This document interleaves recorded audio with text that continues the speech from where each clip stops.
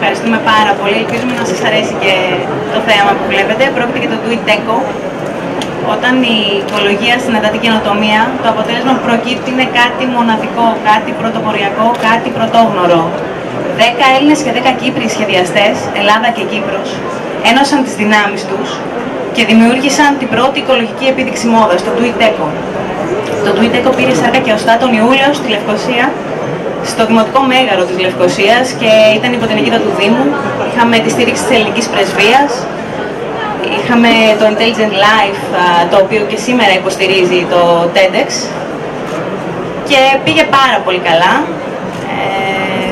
Θα θέλαμε απλά να πούμε ότι δεν θα σας κουράσω πολύ, να σας πω ότι ο στόχος είναι ουσιαστικά να ενισχύσουμε την εταιρική οικολογική ευθύνη των συμμετεχόντων, δηλαδή των χορηγών μας που μας υποστήριξαν, αλλά και των σχεδιαστών, και να αποδείξουμε ότι τελικά η οικολογική μόδα είναι φορέσιμη και ότι δεν είναι σκουπίδια και ανακυκλώσιμα υλικά μόνο. Μας έχουν κάνει την τιμή να έρθουν σήμερα κάποιοι από τους σχεδιαστές που έλαβαν μέρος στο Do It Deco Κύπρου.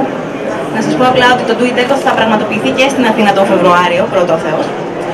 Και θα έχει πάρα πολύ ενδιαφέρον να ακούσουμε τους σχεδιαστές αυτούς πολύ σύντομα να μας πούν τις εντυπώσεις τους και πώς εφάρμοσαν την οικολογία στη δουλειά τους.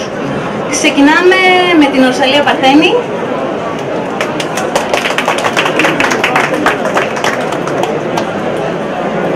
Νομίζω ότι αυτό που ακούσαμε και είδαμε ψιλοαρκεί, αλλά για μένα ήταν κάτι που μου ήρθε αρκετά φυσικά. Ο τρόπος που δουλεύω τόσα χρόνια, μάλλον ο τρόπος που κληρονόμησα να δουλεύω, έχει να κάνει πάρα πολύ με τα φυσικά υλικά και με τη διαχρονικότητα.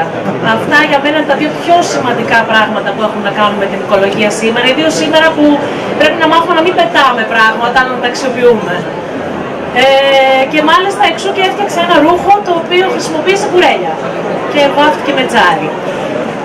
Σίγουρα ο κάθε ένας από εμάς το βλέπει λίγο διαφορετικά, αλλά το πιο σημαντικό πράγμα νομίζω για όλους μας σήμερα, τους επαγγελματίες και κυρίως τους ανθρώπους που ασχολούνται με δημιουργικά επαγγέλματα, είναι να αντιμετωπίζουμε λίγο και τα προβλήματα του σύγχρονου ανθρώπου και τους προβληματισμούς του. Και νομίζω ότι το πού θα βρεθούμε στο μέλλον και πώς θα μας φιλοξενεί πια αυτός ο κόσμος είναι πάρα πολύ σημαντικό.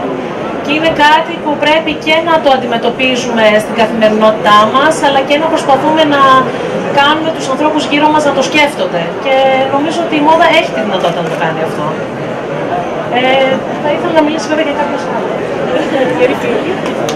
Εγώ θα ήθελα να πω ένα πολύ μεγάλο μπράβο στην κυρία Ρωμανίδου, που προσπαθεί πάρα πολύ να κάνει θεσμό το Do It Eco στην Ελλάδα και Do It Eco όλοι.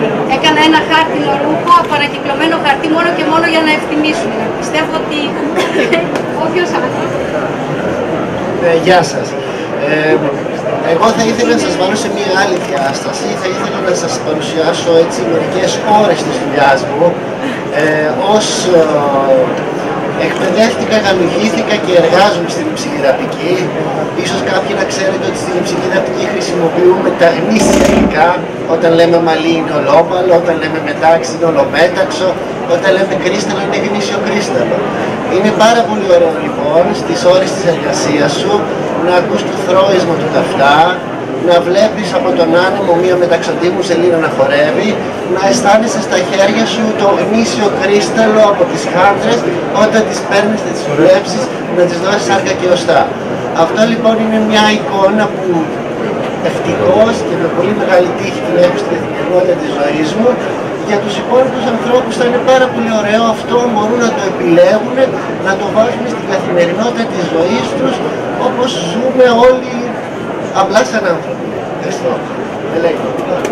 Γεια σας. Εμείς εκπροσωπούμε το σχεδιαστικό team Μαραβέλια και γενικά εμείς πιστεύουμε ότι το διαχρονικό ρούχο είναι οικολογία, γιατί είναι κάτι που το φοράς όχι μόνο αυτή τη σεζόν, αλλά σε πολλά χρόνια. Και το ιδανικό για μας βέβαια θα ήταν το οίκο να μην είναι πλέον μια πολυτέλεια, αλλά να είναι κάτι το αυτονόητο, κάτι που το χρησιμοποιούμε όλοι στη μόδα και εσείς σαν καταναλωτές και αυτά.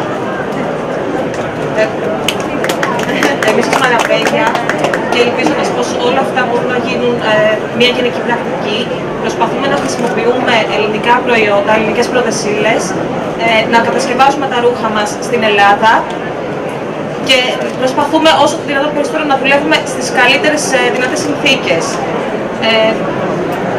Επίσης προσπαθούμε να χρησιμοποιούμε δέρματα από ζώα τα οποία προορίζονται προς βρώση και προσπαθούμε επίσης να χρησιμοποιούμε φυσικές ύλες όπως το μετάξι και το βαμβάκι και όχι μη βιοδιασπόμενα υλικά.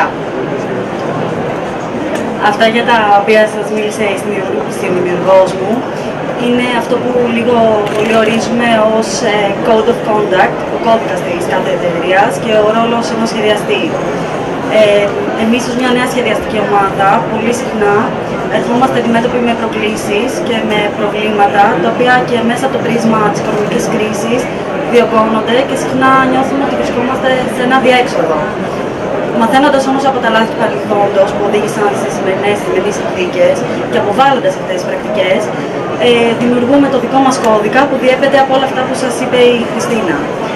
Όμως, σήμερα εδώ είμαστε κυρίως για να ευαισθητοποιήσουμε και να αυξήσουμε την επίγνωση του κοινού γύρω από τα ζητήματα της ηθικής και της οικολογίας στη μόδα. Θα ήθελα να θέσω ένα ερώτημα, κλείνοντας, το οποίο πιστεύω ότι θα ήταν ωφέλιμο, φεύγοντας λίγο να το συλλογιστεί ο καθένας από εμάς. Όλοι γνωρίζουμε τον όρο fashion victims. Ποια είναι όμως τα πραγματικά θύματα της μόδας? Είναι το περιβάλλον και τα ζώα? Είναι οι εργαζόμενοι και τα ανήλικα παιδιά σε μια χώρα του τρίτου κόσμου που δουλεύουν υπό αντίξωες συνθήκες με πολύ χαμηλό μισθό για να δίνονται αυτοί που λέμε εμείς σήμερα fashion victims? Κλείνοντας, ήθελα να πω πως αυτό που πιστεύουμε όλοι στο μυαλό μας ότι λέγεται φτηνό ρούχο δεν υφίσταται. Υπάρχει πάντα κάπου κάποιος που πληρώνει το τίμημα ακριβά. Ας αναλογιστούμε λοιπόν όλοι μας πόσο ακριβό τελικά είναι ένα φτηνό ρούχο. Σας ευχαριστούμε πάρα πολύ. Κλείνοντας και εγώ θα ήθελα να πω ότι η οικολογική επίδειξη μόδας οργανωμένη πραγματοποιείται σε 5 πόλεις παγκοσμίως: Δουβλίνο, Βερολίνο, Βανκούβερ, Νέα Υόρκη, και η Λευκοσία είναι η 5η πόλη παγκοσμίως που φιλοξένησε το Do It Eco και ανέδειξε την οικολογία στη μόδα. Ευχαριστούμε πάρα πολύ. Καλή συνέχεια.